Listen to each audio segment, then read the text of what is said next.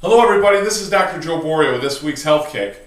And today I wanted to talk about a topic that is quite important. It's something that's unfortunately being improperly treated, and it is very disabling for a lot of people in our country and the American public, obviously, and it's something that's a concern, and that is depression, which can be correlated with anxiety and panic, and then you hear terms like bipolar disorders, and we start to hear about chemical imbalances. What is the cause? And then we start to look at treatment ramifications, and that is scary. I mean, we're using drugs that can cause more severe episodes of depression and more severe episodes of panic and bipolar type disorder, a greater degree of chemical imbalance, and suicide, put people into a deeper degree of depression. So really scary stuff, and I've got some really good answers for people, and I'd like to share those with you. We have to understand that there are chemicals in the brain that have been related to depression. The big one now, the buzzword, is serotonin. Serotonin is produced by the brain, and it has little receptors on cells. The cells have little receptors to absorb, to bring in the serotonin. And if there's a lesser amount of serotonin, the person has a state of feeling more depressed. Is that the only chemical neurotransmitter, if you will, that can cause depression? But it's one that's directly related. So now what happens is the pharmaceutical companies, they come out with a whole myriad of drugs that treat the serotonin, which in turn treat the depression. And what I mean by that is most of them are serotonin reuptake inhibitors. What that means is, here's a cell, it has receptors on it, your body makes serotonin. Well, all the serotonin your body makes isn't necessarily absorbed by the cell, so your body reabsorbs it, in a sense, has a recycling system, recycles it, and then readministers the serotonin. Well, these drugs basically inhibit the body from recycling the serotonin, so the concentration of serotonin increases. Well, what happens to that is your body says, I don't need a lot of receptors on my cell anymore, so the receptors shrink and change or lessen, and now I'm permanently dependent on the drug. And what happens is, if I try to cut off on the drug, then I feel I immediately bottom out. I immediately go into a very severe state of depression or anxiety or bipolar because of it. That is one of many. The drugs are toxic to the liver, they're toxic to the kidney, they cause brain changes, chemical changes in the brain. Even these ones that are considered to be, Buspar and Prozac and all of them. My God, I could go on all day. So these drugs are not the answer for the majority of people. What the majority of people have to understand is this: your body makes serotonin, but it makes opiates. Opiates are like endorphins, enkephalins, chemicals in the brain that give us a sense of feeling good. And your brain actually has a reward system in it, like the dog, the Pavlovian dog. We all heard of that, right? You ring the bell, feed the dog, ring the bell, feed the dog, ring the bell, feed the dog. Each time you do it, the dog starts to make saliva. Then I don't feed the dog, I just keep ringing the bell, and the dog has been conditioned to believe, I'm going to be fat, I'm going to be fat, I'm going to be fat. The body does the same thing. When we look at different activities, the body actually makes and is rewarded, the brain is rewarded with an opiate. Food, for example, laughter, different types of activities, human behavior, sexual function, so forth, create these opiates. We hear about a runner's high, extreme amounts of energy, exercise and so forth, cause these runner's high. And as a result, the opiates give the person a sense of feeling good and a sense of the brain feeling good. So the outlook and that so-called chemical imbalance is corrected. And now when we look at that, we look at all these new studies that are coming out, and they're showing, the Duke study is one, right? And then there's one out that was done, I think it was at Stanford. There's studies showing that, hey, if you move, exercise, if you go for a walk 30 minutes a day, okay, they show that the people that exercised had a better correction, if that's the right word, or a better treatment of their depression than taking the drug, with no side effects. And just about everybody in the study benefited from the exercise, where not everybody benefits from the drug. So now you've got exercise that is now better than a drug all the way across the board. Why is that? Well, that's because the movement of the spine and stimulation of the nervous system. Okay, so think of your brain and spinal cord as a whole bunch of circuitry, like electrical wires. Okay, and when you move them, they start to spark or fire, if I could say it that way. Okay, and they're creating and generating like sparks and fire. Like think of Tesla, right? Creating sparks and fire, like one of those globes where you touch it and it's got all the electrical activity that goes through it, right?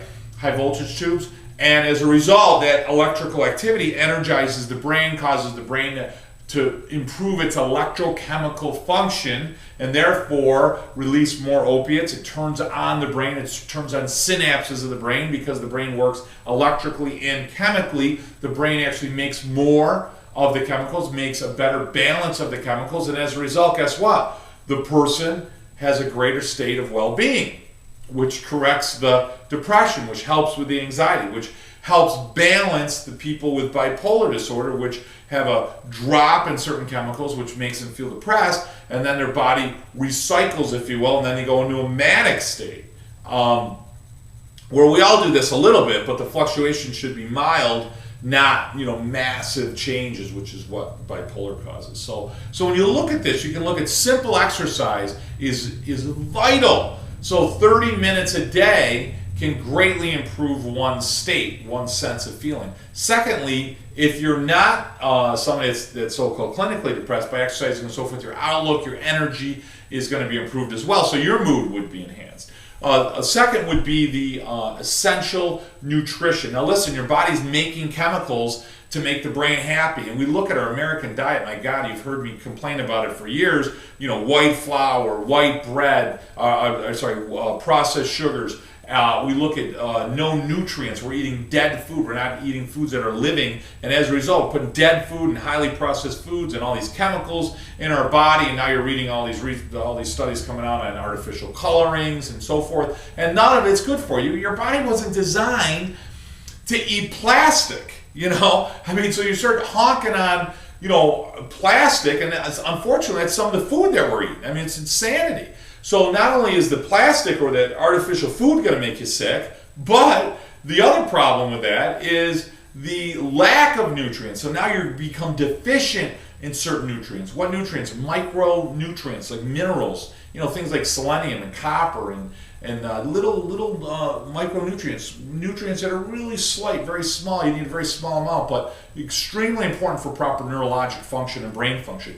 Essential fats, EFAs, essential fatty acids, which would be your omega-3s and your omega-6 and your omega-9. We're very deficient in our omega-3s, and therefore the brain doesn't have the proper fats, the proper oils to make proper neurotransmitters, and that can make you depressed. They're also showing studies now to show our children with ADD and ADHD and so forth in their learning disabilities. So you want to get on a fish oil, make sure it's properly distilled and filtered, or a flaxseed oil, or oils that have those essential fatty acids in them.